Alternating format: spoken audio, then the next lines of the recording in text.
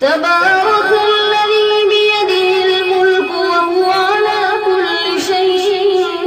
قدير الذي خلق الموت والحياة ليبلوكم أيكم أحسن عملا وهو العزيز الغفور الذي خلق 7 سماوات طباقا ما ترى في خلق الرحمن من تفاوت فارجع البصر هل ترى من فطور ثم ارجع البصر كرتين ينقلب إليك البصر خاسئا وهو حسير ولقد زينا السماء الدنيا بمصابيح وجعلناها رجوما للشياطين وأعتدنا لهم عذاب السعير وللذين كفروا بربهم عذاب جهنم وبئس المصير إذا ألقوا فيها سمعوا لها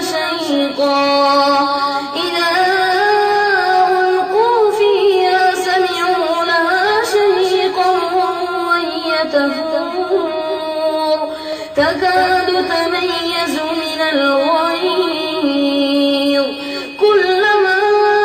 ألقي فيها فوج سألهم خزنتها ألم يأتكم نذير قالوا بلى قد جاءنا نذير فكذبنا وقلنا ما نزل الله من شيء إن أنتم إلا في ضلال كبير وقالوا لو كنا نسمع أو نعقل ما كنا في أصحاب السعير فاعترفوا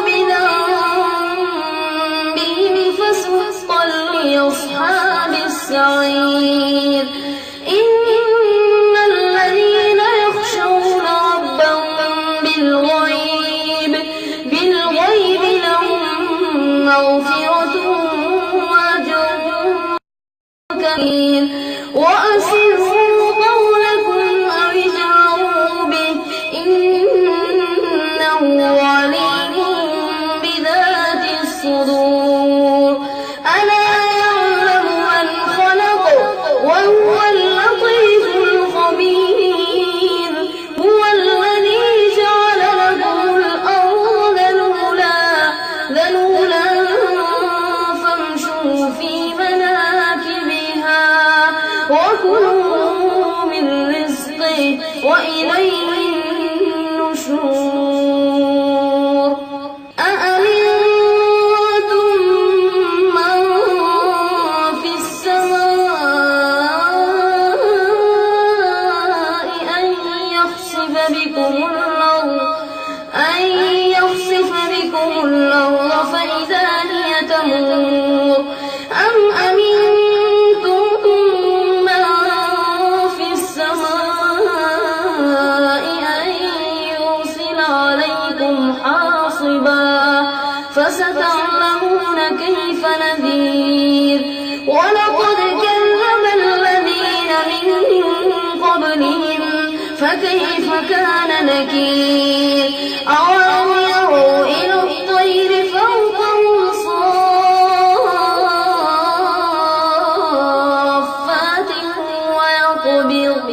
ما يمسكهن إلا الرحمن إنه بكل شيء بصير أمن هذا الذي هو جند لكم ينصركم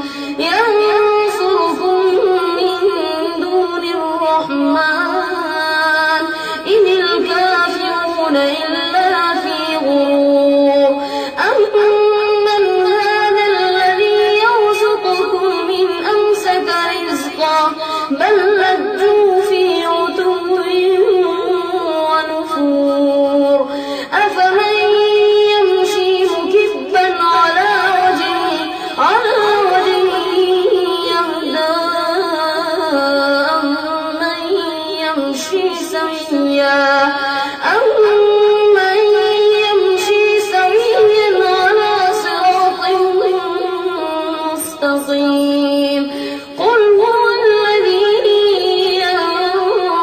أنشأكم وجعل لكم السمع والأبصار والأفئدة قليلا ما تشكرون قل هو الذي ذراكم في الأرض وإليه تحشرون ويقولون متى هذا الوعد إن كنتم صادقين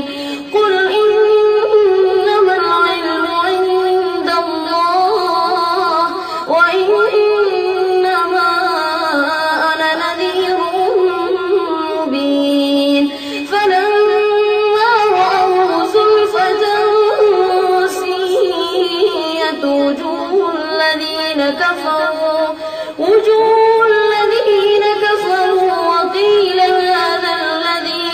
وقيل هذا الذي كنتم به تدعون قل أرأيتم إن أهلكني الله ومن معي أو رحمنا فمن يجير الكافرين من عذاب أليم قل هو الرحمن آمنا به وعليه توكلنا فستعلمون من هو في ضلال مبين قل أرأيتم إن أصبح ماؤكم غورا فمن يأتيكم بماء معين الله أكبر. أعوذ بالله من الشيطان الرجيم.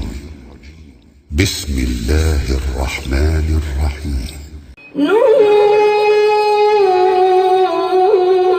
نون والقلم وما يسطرون ما أنت بنعمة ربك بمجنون وإن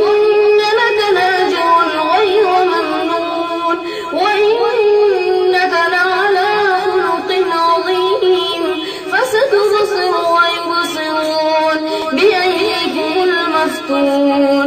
إن ربك هو أعلم بمن ضل عن سبيله وهو أعلم بالمهتدين فلا تطع المكذبين ودوا لو تدهن فيدهنون ولا تطع كل حلاف مهين هماز مشاء بنميم مناع للخير معتد أثيم عتل بعد ذلك زنيم أن كان ذا مال وبنين إذا تتلى عليه آياتنا قال أساطير الأولين سنسمه على الخرطوم إنا بلوناهم كما بلونا أصحاب الجنة إذ أقسموا ليصرمنها مصبحين ولا يستثنون فطاف عليها طائف من ربك وهم نائمون فأصبحت كالصريم فتنادوا مصبحين أن اغدوا على حرثكم إن كنتم صارمين فانطلقوا وهم يتخافتون ألا يدخلنها اليوم عليكم مسكين وغدوا على حرد قادرين فلما رأوها قالوا إنا لضالون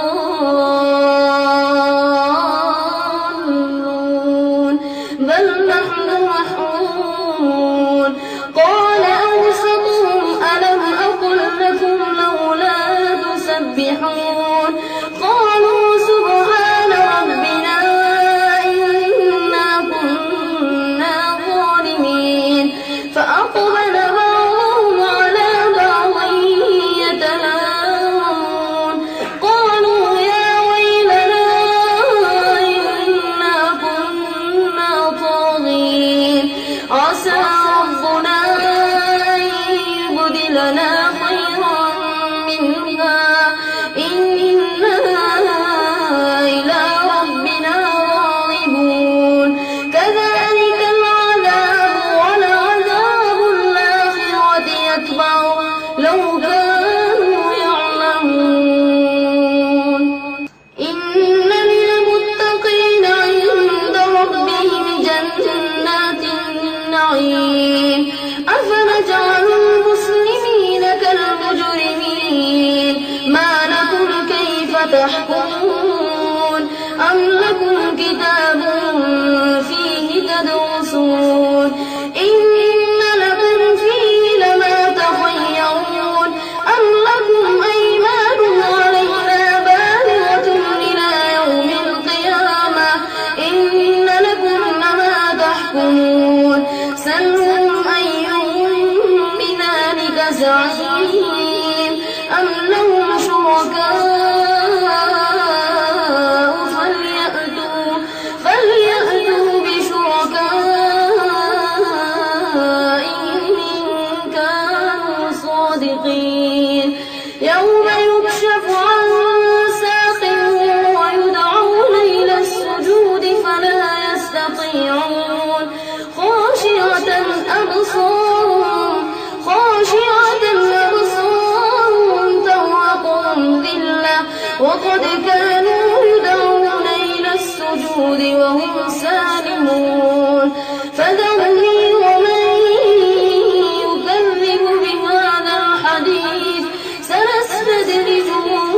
من حيث لا يعلمون وأملي لهم إن كيدي متين أم تسألهم أجرا فهم من مغرم مثقلون أم عندهم الغيب فهم يكتبون فاصبر لحكم ربك ولا تكن كصاحب الحوت إذ نادى وهو مكروه لولا أن تداركه نعمة من ربه لنبذ بالعراء وهو مذموم فاجتباه ربه فجعله من الصالحين وإن يكاد الذين كفروا ليزلقونك بأبصارهم لما سمعوا الذكر ويقولون إنه لمجنون وما هو إلا ذكر للعالمين الله أكبر أعوذ بالله من الشيطان الرجيم بسم الله الرحمن الرحيم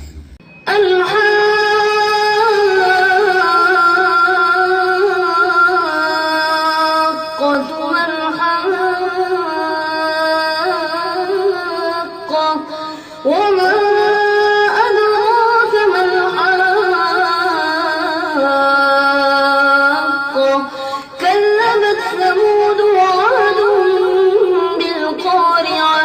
فأما ثمود فأهلكوا بالطاغية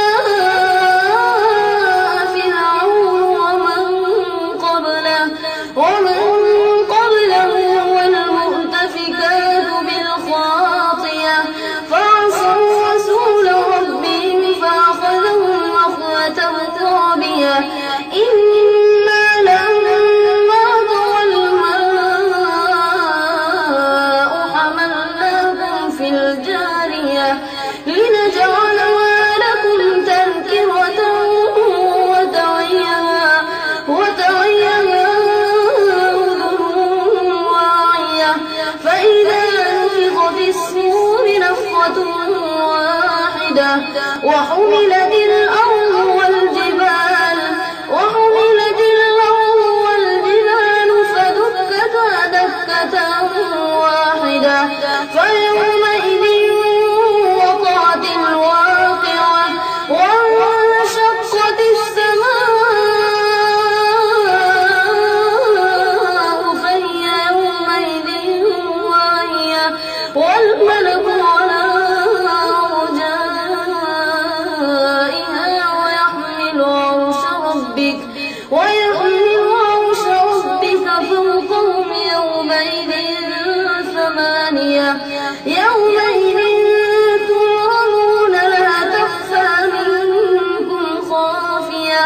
فأما من أوتي كتابه بيمينه فيقول هاؤم اقرءوا كتابيه إني ظننت أني ملاق حسابيه فهو في عيشة راضية في جنة عالية قطوفها دانية كلوا واشربوا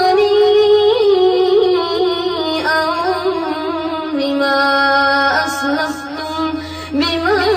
أسلفتم في الأيام الخالية وأما من أوتي كتابه بشماله فيقول يا ليتني لم أوت كتابيه ولم أدر ما حسابيه يا ليتها كانت القاضية ما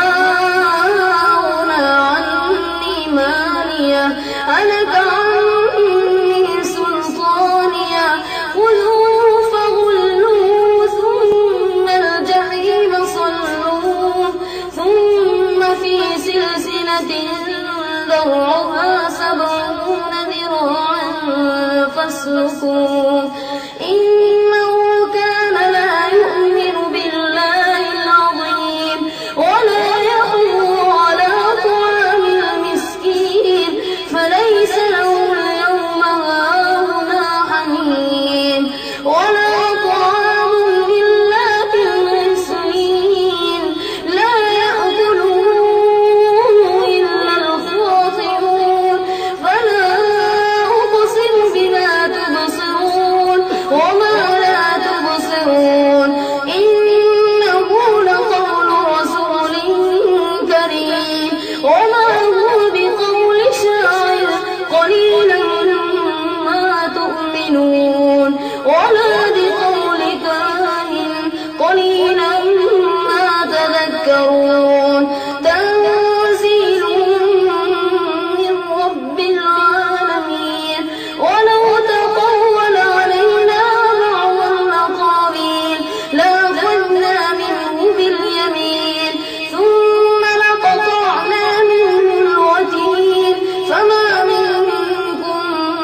من أحد عنه حاجزين وإنه لتذكرة للمتقين وإنا لنعلم أن منكم مكذبين وإنه لحسرة على الكافرين وإنه لحق اليقين فسبح باسم ربك العظيم. أعوذ بالله من الشيطان الرجيم. بسم الله الرحمن الرحيم. سأل سائل بعذاب واقع للكافرين ليس له دافع من الله ذي المعارج تعرج الملائكة والروح إليه في يوم كان مقداره 50,000 سنة فاصبر صبرا جميلا إنهم يرونه بعيدا ونراه قريبا يوم تكون السماء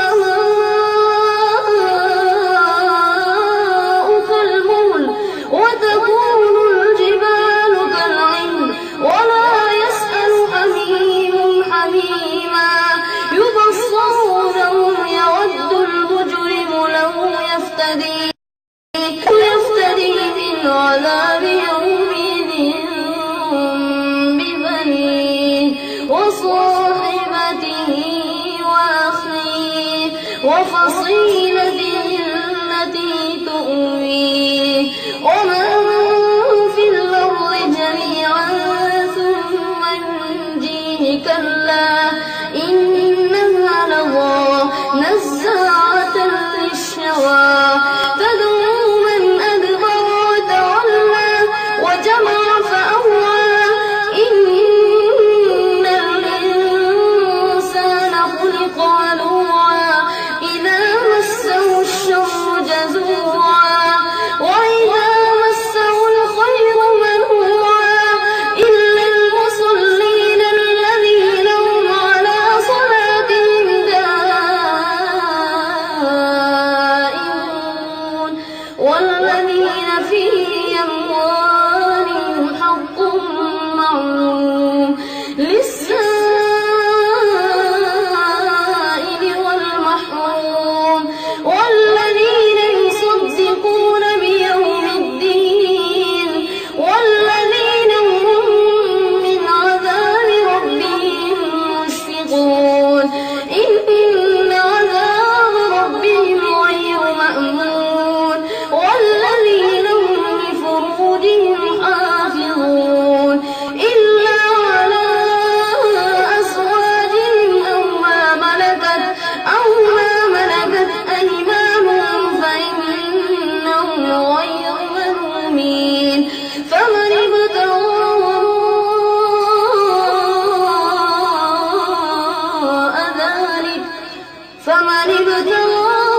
وراء ذلك فأولئك هم العادون والذين هم لأماناتهم وعهدهم راعون والذين هم بشهاداتهم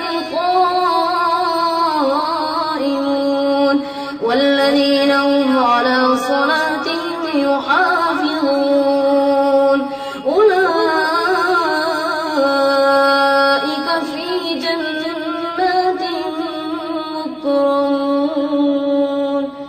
فما للذين كفروا قبلك مهطعين عن اليمين وعن الشمال عزين أيطمع كل امرئ منهم أن يدخل جنة نعيم كلا إنا خلقناهم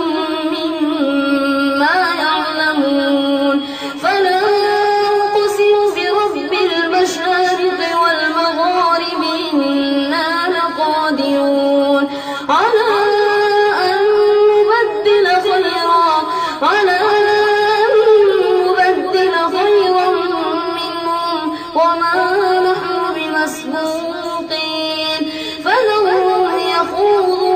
ويلعبوا حتى يلاقوا يومهم الذي يوعدون يوم يخرجون من الأجداث سراعا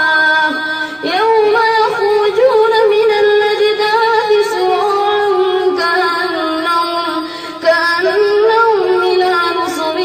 يوفضون خاشعة أبصارهم ترهقهم ذلة ذلك اليوم الذي كانوا يوعدون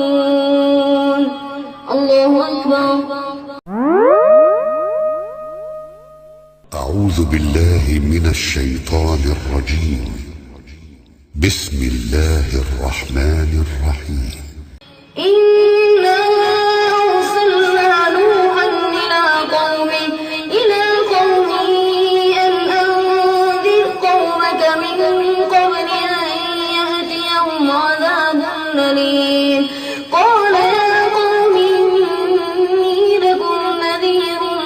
مبين أن اعبدوا الله واتقوه وأطيعون يغفر لكم من ذنوبكم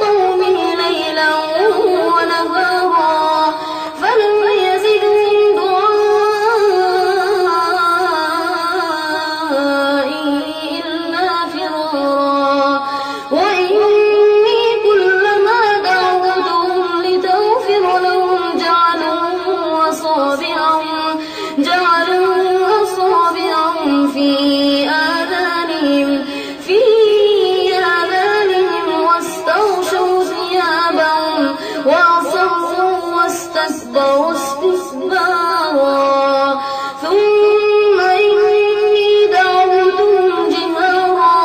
ثم إني أعلنت لهم وأسررت لهم إسرارا فقلت استغفروا ربكم إنه كان غفارا يرسل السماء عليكم مدرارا ويمددكم بأموال وبنين ويجعل لكم جنات ويجعل لكم أنهارا ما لكم لا ترجون لله وقارا وقد خلقكم أطوارا ألم تروا كيف خلق الله سبع سماوات طباقا وجعل القمر فيهن نورا وجعل الشمس سراجا والله أنبتكم من الأرض نباتا ثم يعيدكم فيها ويخرجكم إخراجا والله جعل لكم الأرض بساطا لتسلكوا منها سبلا فجاجا قال نوح رب إنهم عصوني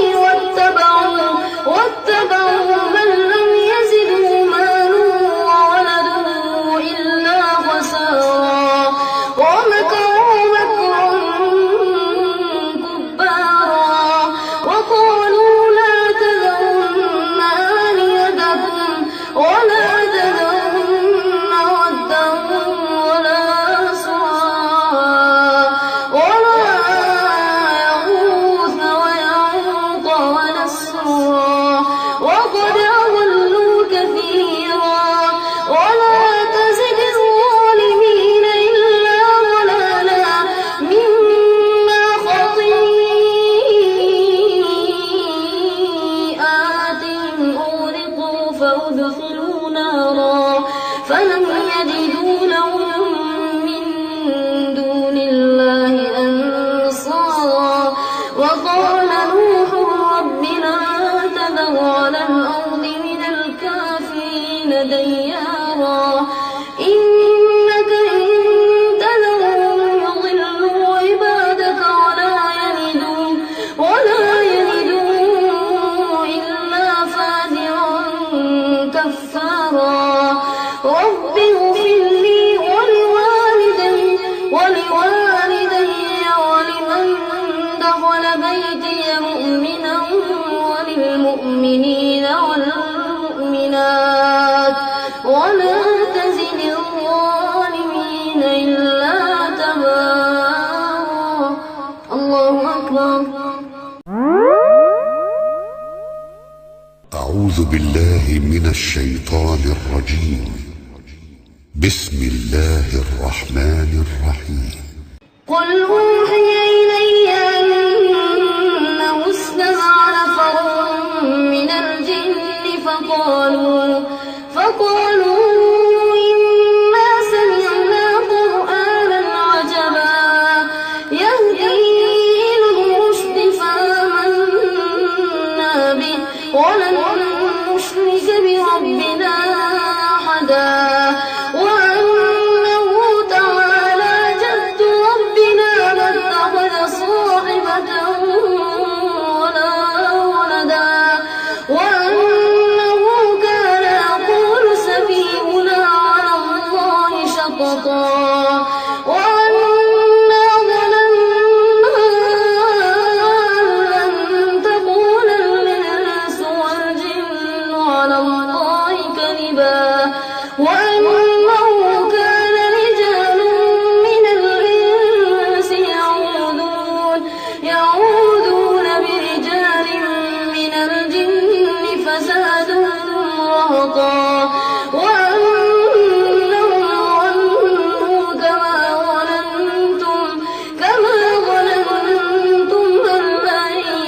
يبعث الله أحدا وأنا لمسنا السماء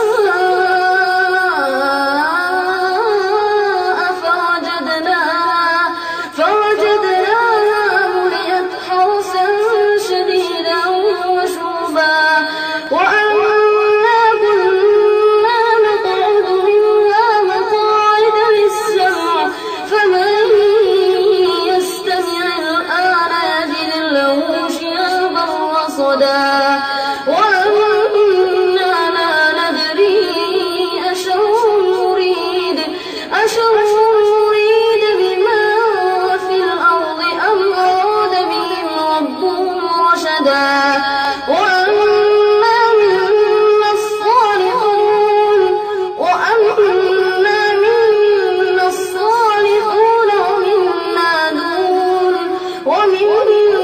دون ذلك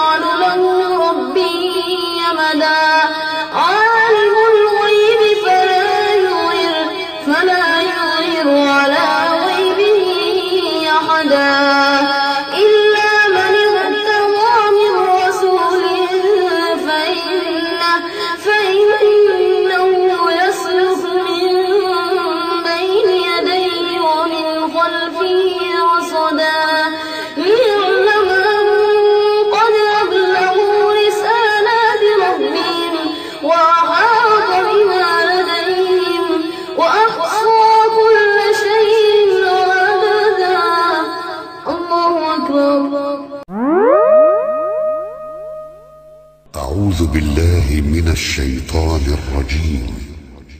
بسم الله الرحمن الرحيم. يا أيها المزمل قم الليل إلا قليلا نصفه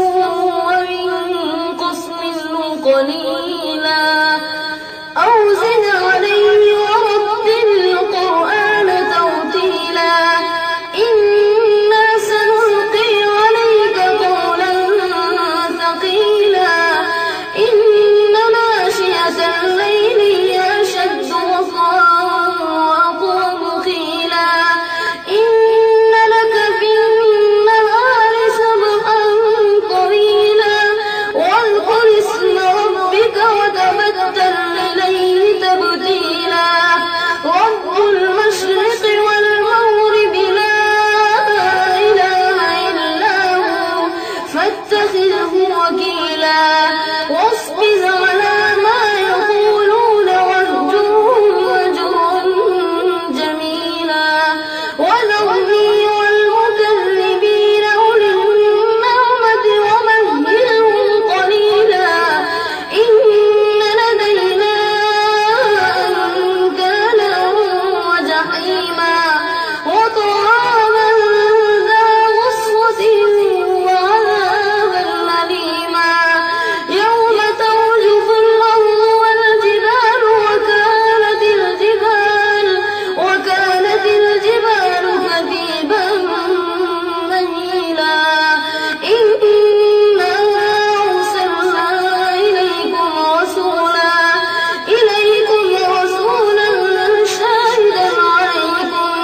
شاهدا عليكم كما أرسلنا إلى فرعون رسولا فعصى فرعون الرسول فأخذناه أخذا وبيلا فكيف تتقون إن كفرتم يوما يجعل الولدان شيبا السماء منفطر به كان وعده مفعولا إن هذه تذكرة فمن شاء اتخذ إلى ربه سبيلا إن ربك يعلم أنك تقوم أدنى من ثلثي الليل ونصفه وثلثه وطائفة من الذين معك والله يقدر الليل والنهار علم أن لن تحصوا فتاب عليكم فاقرؤوا ما تيسر من القرآن علم أن سيكون منكم مرضى وآخرون يضربون في الأرض يبتغون من فضل الله وآخرون يقاتلون في سبيل الله فاقرؤوا ما تيسر منه وأقيموا الصلاة وآتوا الزكاة وأقرضوا الله قرضا حسنا وما تقدموا لأنفسكم من خير تجدوه عند الله هو خيرا وأعظم أجرا واستغفروا الله إن الله غفور رحيم الله أكبر. أعوذ بالله من الشيطان الرجيم. بسم الله الرحمن الرحيم. يا أيها المدثر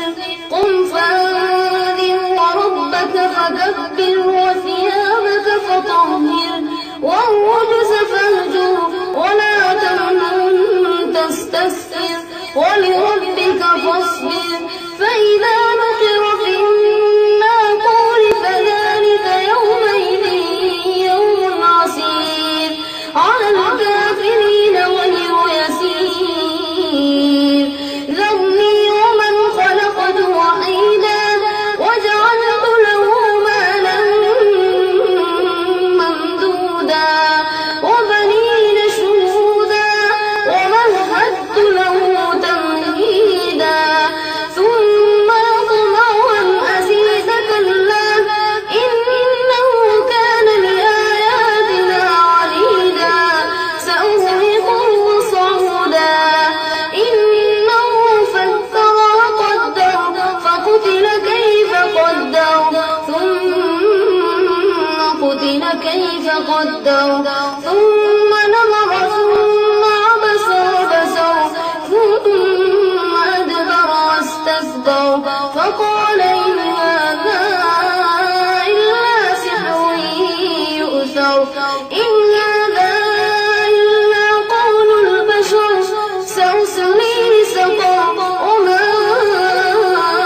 أدراك ما سقر لا تبقي ولا تذر لواحة للبشر عليها 19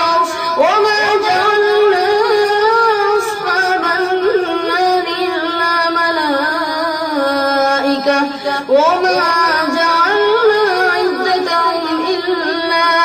إلا فتنة للذين كفروا ليستيقن الذين أوتوا الكتاب ويزداد الذين آمنوا إيمانا ولا يرتاب الذين أوتوا الكتاب والمؤمنون وليقول الذين في قلوبهم مرض والكافرون ماذا أراد الله بهذا مثلا كذلك يضل الله من يشاء ويهدي من يشاء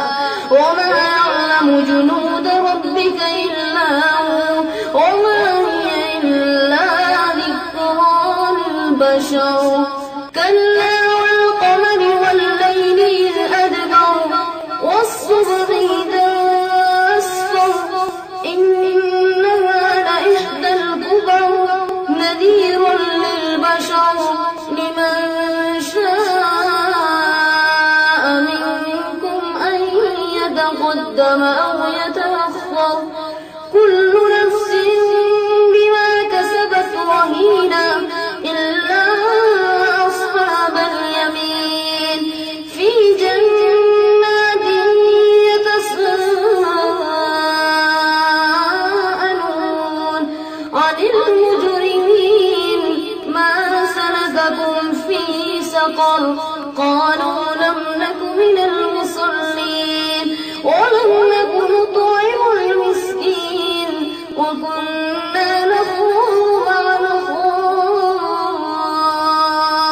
الخائضين وكنا نكذب بيوم الدين حتى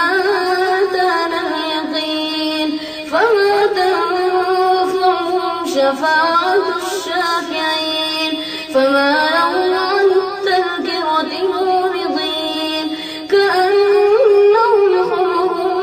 مستنفرة فرت من قسورة بل يريد كل امرئ منهم أن يؤتى صحفا منشرة كلا بل لا يخافون الآخرة كلا إنه تذكرة فمن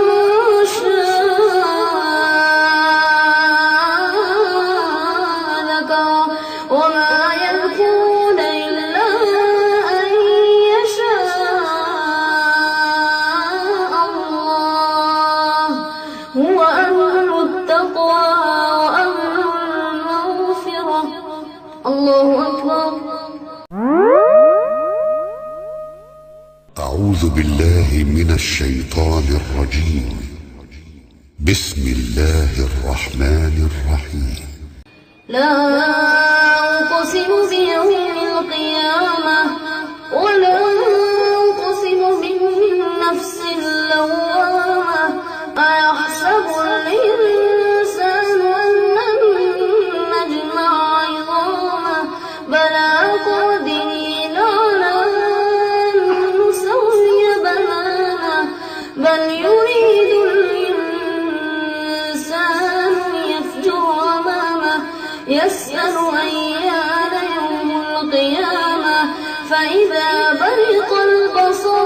وخسف القمر وجمع الشمس والقمر يقول الإنسان يومئذ أين المفر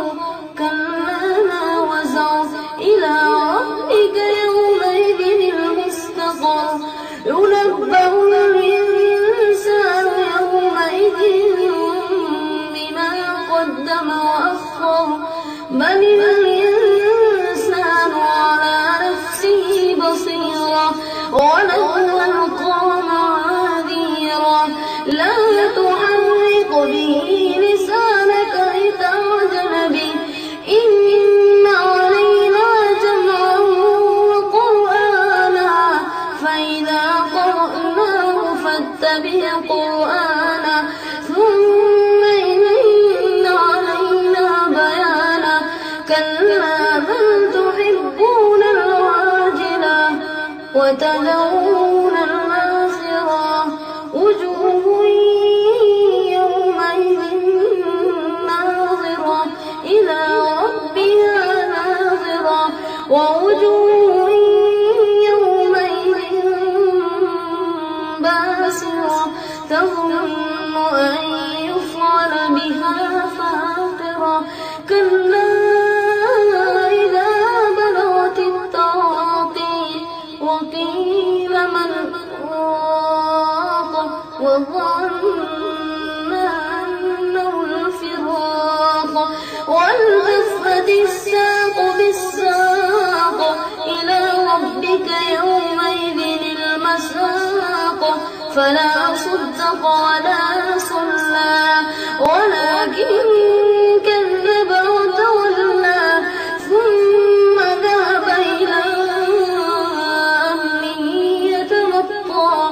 أولى لك فأولى ثم أولى لك فأولى أيحسب الإنسان أن يترك سدى ألم يك نطفة من مني يمنى ثم كان علقة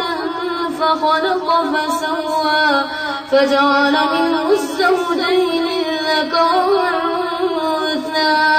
أليس ذلك بقادر أليس ذلك بقادر أليس ذلك بقادر على أن يحيي الموتى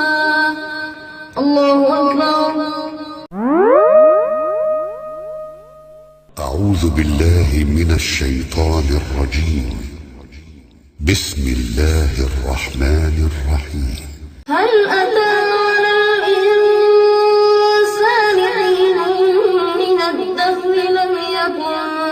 شيئا مذكورا إنا خلقنا الإنسان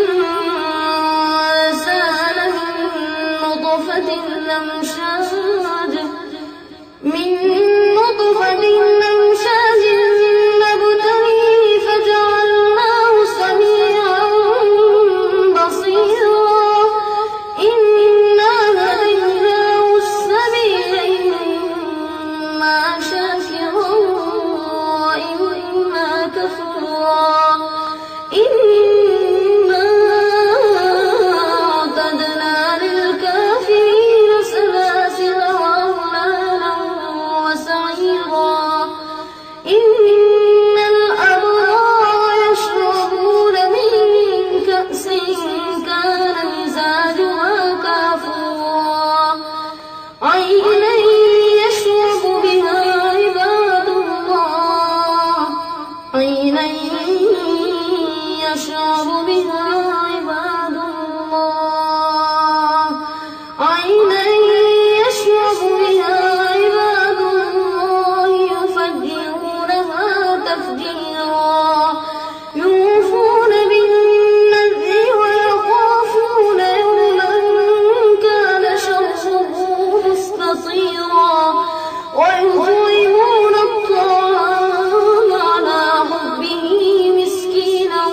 ويتيما وأسيرا إنما نطعمكم لوجه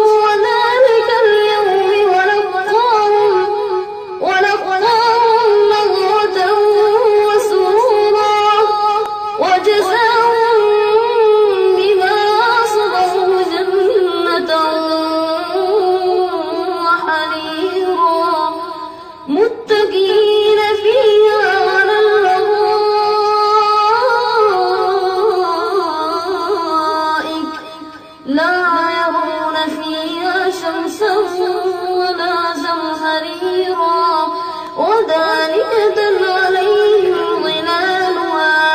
وذللت قطوفها تذليلا ويطاف عليهم بآنية من فضة وأكواب كانت قوارير من فضة قدروها تقديرا ويسقون فيها كأسا كان مزاجها زنجبيلا عينا فيها تسمى سلسبيلا ويطوف عليهم ولدان مخلدون إذا رأيتهم حسبتهم لؤلؤا منثورا وإذا رأيت ثم رأيت نعيما وملكا كبيرا عاليهم ثياب سندس واستبرق وحلوا أساور من فضة وسقاهم ربهم شرابا طهورا إن هذا كان لكم جزاء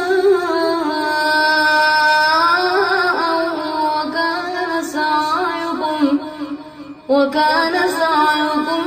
مشكورا إنا نحن نزلنا عليك القرآن تنزيلا فاصبر لحكم ربك ولا تطع منهم آثما أو كفورا واذكر اسم ربك بكرة وأصيلا ومن الليل فاسجد له وسبحه ليلا طويلا إن هؤلاء يحبون العاجلة ويذرون وراءهم يوما ثقيلا نحن خلقناهم وشددنا أسرهم وإذا شئنا بدلنا أمثالهم تبديلا إن هذه تذكرة فمن شاء اتخذ إلى ربه سبيلا وما تشاءون إلا أن يشاء الله إن الله كان عليما حكيما يدخل من يشاء في رحمته والظالمين أعد لهم عذابا أليما الله أكبر. أعوذ بالله من الشيطان الرجيم. بسم الله الرحمن الرحيم. والمرسلات عرفا فالعاصفات عصفا والناشرات نشرا فالفارقات فرقا فالملقيات ذكرا عذرا أو نذرا إنما توعدون لواقع فإذا النجوم طمست وإذا السماء فرجت وإذا الجبال نسفت وإذا الرسل أقتت لأي يوم أجلت ليوم الفصل وما أدراك ما يوم الفصل ويل يومئذ للمكذبين ألم نهلك الأولين ثم نتبعهم الآخرين كذلك نفعل بالمجرمين ويل يومئذ للمكذبين ألم نخلقكم